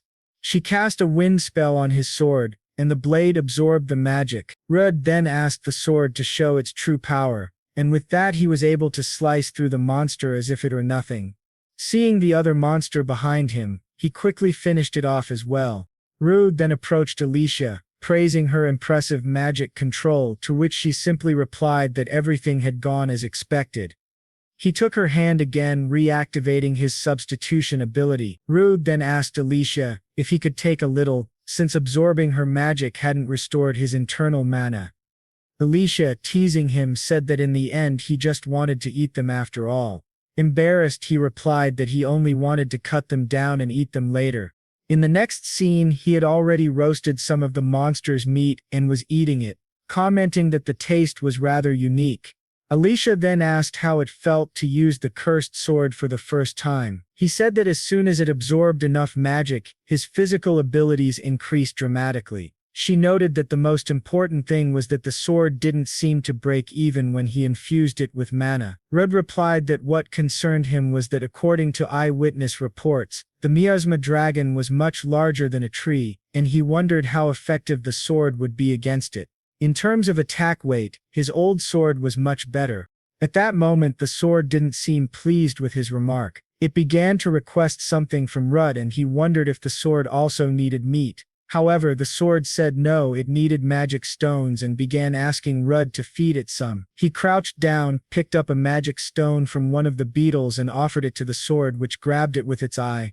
After absorbing the stone, the sword began to grow. Alicia then asked Rudd how he knew what to do, and he replied that she was the one who had told him. However, he wondered if she was upset because he had called her weak earlier. Still, he said that now that he understood how the sword worked, things would be much easier. Alicia then said they needed to go to the lower floors, where the miasma dragon was last seen. Suddenly they heard a loud roar and wondered if it was the miasma dragon. They soon realized the ceiling was about to collapse, so they needed to hold it up quickly with earth magic. Alicia warned that if they only focused on protecting themselves, the stairs would be blocked, and they'd lose the chance to fight the dragon. She then decided that before the collapse, they would dash through as fast as possible. She grabbed Rude's hand and activated her wind magic to propel them forward. They narrowly managed to cross that section of the dungeon. Rudd, smiling awkwardly, said he thought he was going to die, and Alicia, a bit embarrassed, admitted she used more magic than she expected. They noted that this floor was very dark, but Rudd said he could still use his thermal vision. He suggested they proceed slowly while searching for enemies. Rudd then sensed a creature on the other side and realized it was the miasma dragon Besalista. The dragon was level 75, but its stats were incredibly high. It possessed a total of 18 abilities. Rudd noted that while its agility wasn't very high, its vitality exceeded 500. Alicia asked what abilities it had, and Rudd explained that it possessed venomous claws and fangs. At that moment the miasma dragon noticed them. Alicia, panicked, asked Rudd what kind of magical resistances the dragon had. Rudd replied that it resisted fire, earth, and darkness. Alicia said she understood and would use other attributes, asking Rudd to take the vanguard position. The dragon roared, and Rudd said he was already on his way. He wanted to maintain some distance to analyze the dragon's attack patterns from afar, but with the miasma so dense, he didn't know how long Alicia could hold out. He decided he needed to finish the battle as quickly as possible. Suddenly, the dragon launched a powerful attack toward Rudd, who barely dodged it by activating his instant step.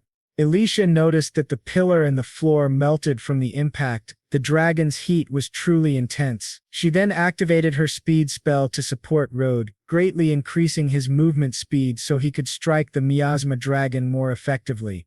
After landing his first blow, Rudd realized that the dragon's hide was extremely tough. It had the dragon scales ability. He thought to himself that he wouldn't be able to cut through it with his sword, and the magic he used didn't seem to affect the dragon either. Alicia then began to cast her spirit magic. However, it didn't work either, and only caused a slight cut on the dragon. The dragon then swung its tail against a pillar, launching several stone spikes in their direction.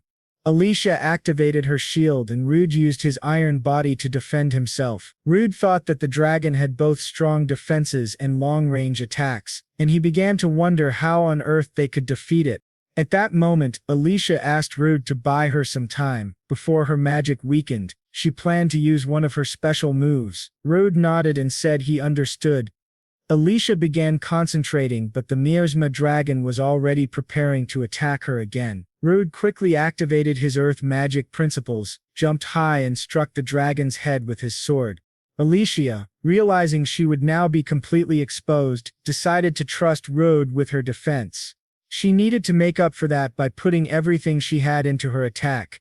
She summoned the spirit of fire, sound, the spirit of water, the spirit of earth, Nomia, and the spirit of lightning, Wakan. She then focused the power of all four spirits into a single massive attack.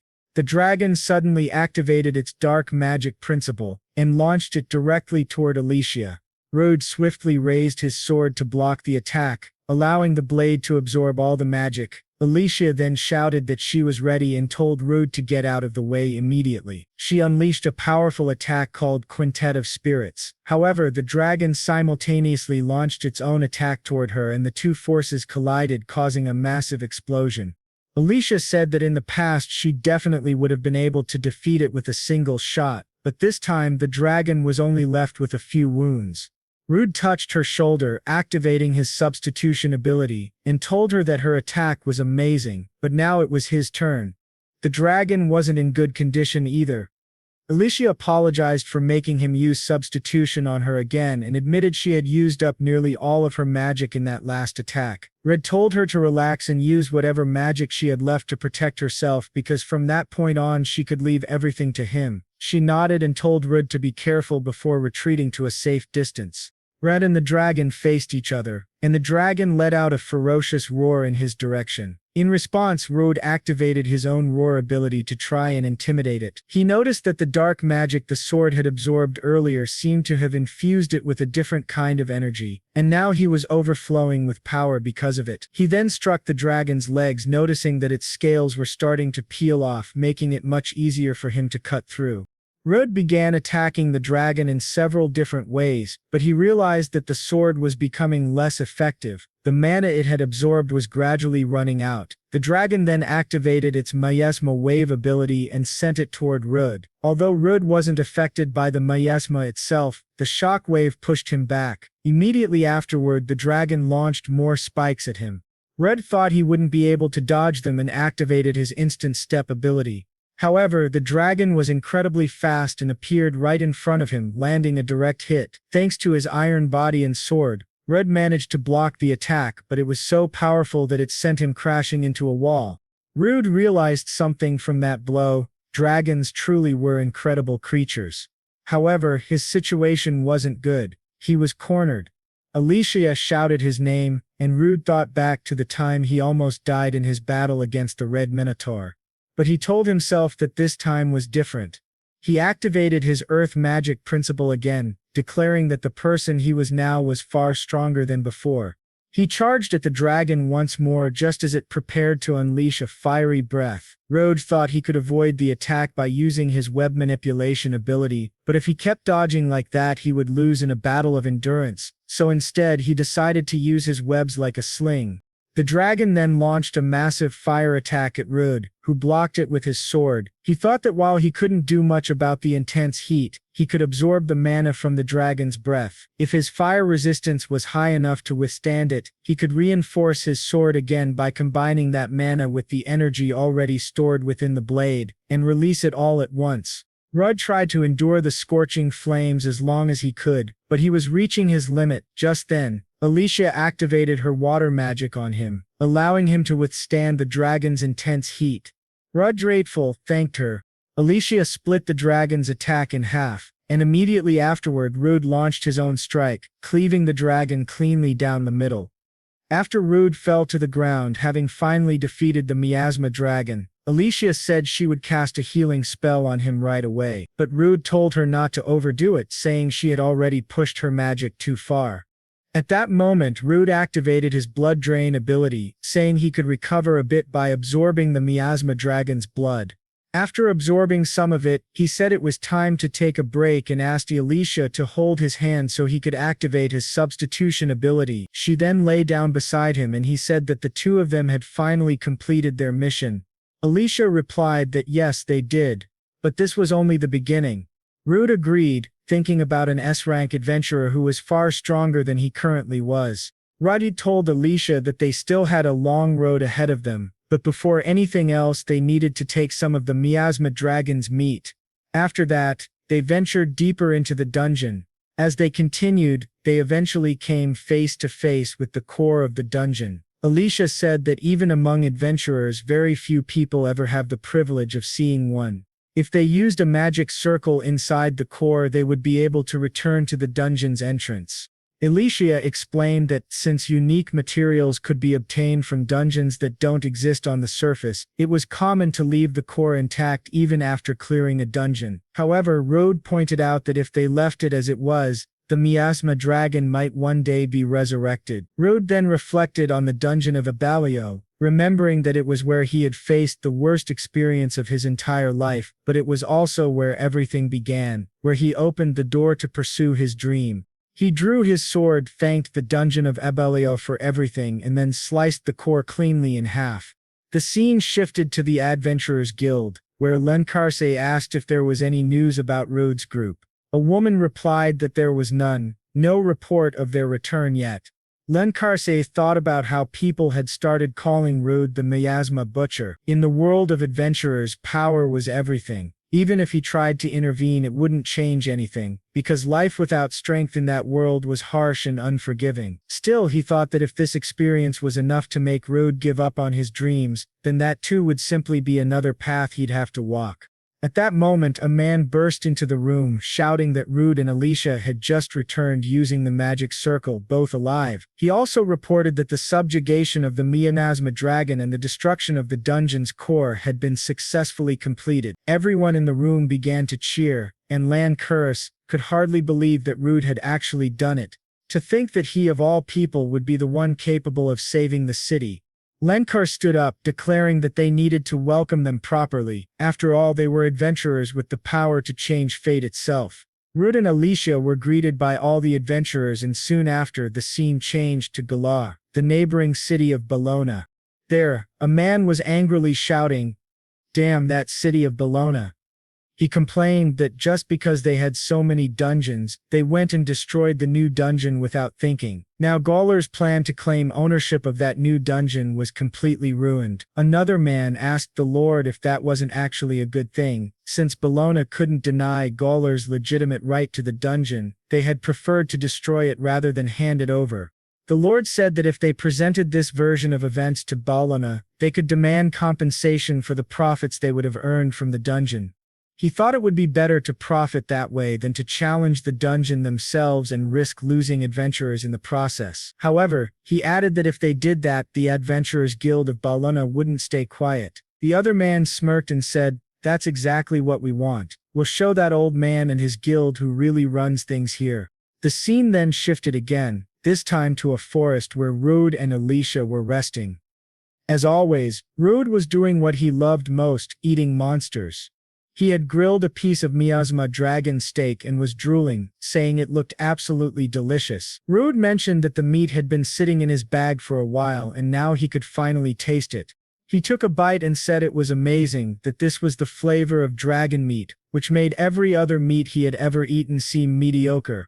The taste and sweetness of the meat were rich, and the fat melted in his mouth, blending perfectly with the deep flavor of the red meat. It was exquisite. While Rude was enthusiastically describing the flavor, poor Alicia was just sitting there, drooling. She then stood up and declared that it was decided tonight they were going to enjoy a gourmet dragon feast. Rude, however, replied that Rudd was already eating the meat, and Alicia, furious, shouted that he was being incredibly selfish. She told him they needed to head back soon and find a good restaurant nearby, so he should hurry up and finish eating. The scene then shifted. It had been 4 days since the destruction of the dungeon of Abellio, and Lankars apologized for calling them in so many times, saying this would be the last and that he promised. He explained that the raid report had finally been confirmed. Once again there was the reward for the two of them, about 1.5 million range, which left Rude completely stunned by such an enormous amount. Rudd asked if that was really correct, since it was far too much. Lankars explained that the average level requirement for the dungeon of Abellio was 70, so the reward was appropriate for someone at that level. Rudd was amazed to see so much money right in front of him. Lankars continued, saying that since they had managed to subjugate that dungeon on their own, there was no way Rudd could stay at rank D any longer. From now on his rank would be raised. Afterward they said their goodbyes, and Rude left. As he walked away he reflected that even though he had just recently been promoted to rank D, he had climbed up the ranks incredibly fast. His current stats showed that he was level 52, rank D. Alicia commented that even though he had fought monsters far above his level, his growth rate was still abnormally fast. She thought that normally once someone reached level 40 their leveling speed would slow down dramatically. Rudd smiled as he looked at Alicia, who didn't quite understand why. He then said he had finally surpassed her level. When Alicia opened her system, she saw that she was level 45 rank E, while Rudd was level 52 rank D. Feeling frustrated, Alicia said it wasn't fair.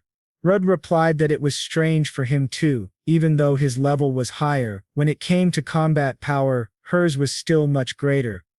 Alicia agreed, saying that level was only an indicator. In the end, most of one's true strength came from skills and experience.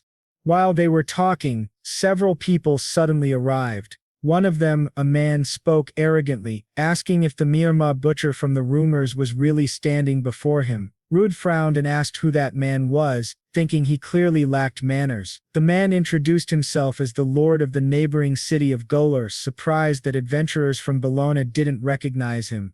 Rudd realized that this was the greedy lord from Golar. The lord then demanded to know how Rudd dared to destroy their dungeon. Rudd calmly replied that, as far as he knew, the dungeon of Abellio belonged to everyone. The lord snapped back that the dungeon had been located on the border between Bologna and Golar, but those greedy adventurers from Bologna had used the excuse of something strange happening inside to claim it, cause a monster outbreak, and then destroy it completely. He continued, yelling that because of that, they had lost the profits they would have earned from that dungeon, and the monsters had caused damage to their territory. "How," he shouted, "are scum like you going to compensate us for that?" Alicia calmly asked the lord to settle down, saying that such matters should be discussed between guild representatives. As far as she knew, there had been no reports of monsters invading Golar's territory, and it had already been confirmed that Bologna's adventurers had brought the situation under control. Therefore, she said, they had no right to complain about anything. Rudd thought to himself that, as expected of an S-rank adventurer, Alicia had a real talent for words. At that moment, another man standing beside the lord smirked and said, "So it's true that the Emerald Storm, Alicia joined Bologna's ranks. Since her level has been consumed by the curse of the Abyss Dungeon, it makes sense for someone like her to join a weaker guild." Rudd immediately recognized the man. He was the guild master of Golar. The man sneered, saying this wasn't a matter for mere adventurers to interfere in. He stepped closer to Alicia and said, You're just a useless survivor from a group that died for nothing. Stop sticking your nose where it doesn't belong, you worthless trash." In that instant, Elisha released her wind aura, which immediately intimidated the guildmaster. He stepped back, shocked that he'd been overwhelmed by someone under level 45. Just then Lankurs appeared and ordered everyone to stop immediately. He said he would not tolerate fights inside his guild. He told the lord and the guild master to follow him. As they left, the guild master muttered that Lankurs should keep his dogs on a leash. Red, annoyed, muttered to himself, "What the hell is that guy thinking?" Then another voice called out to Elisha. It was an elf man asking if she remembered him. Rude groaned, wondering why people kept showing up one after another. Elisha looked at the man and said his name. Ebert. The elf smiled and said, "So you finally remember me." Rude turned to Elisha and asked if she knew that man, and she replied that this man was from an old team Elisha used to be part of, and they often went on adventures together. The man said that back then he deeply admired Azuri trials, and he remembered how Elisha was able to control multiple magical spirits at once. Her way of fighting had always been flawless. Since he was also an elf, he couldn't help but see her as his inspiration. He went on to say that he knew how much she had suffered because of what happened in the abyssal dungeon, and that was exactly why he had come all the way to Bologna. Then taking Alicia's hand, he asked if she would like to join him once again. Elisha thanked him for the offer but told him that she was already part of a team. She then introduced Rude to him. Rude extended his hand politely, saying it was a pleasure to meet him. However, Ebert slapped Rude's hand away and said he had heard terrible things about what happened to Elisha in the abyssal dungeon, that she had been cursed there, yet to think that someone like her, a rank is adventurer, would end up teaming up with a man known as the Miasma Butcher was unbelievable to him. He told her that if she joined his team instead, they could make the best use of her skills and experience. At that moment, Elisha pulled her hand away and told him to stop talking about things he knew nothing about. She said she chose to team up with Rudd of her own free will, and any insult toward him was an insult toward her as well. She thanked him for his concern but explained that the curse placed on her had already been lifted. Ebert was shocked, saying it was a curse from the abyssal dungeon, an SS rank dungeon, and that it had been cast by the dungeon's boss itself. But Elisha simply replied that she had been very lucky.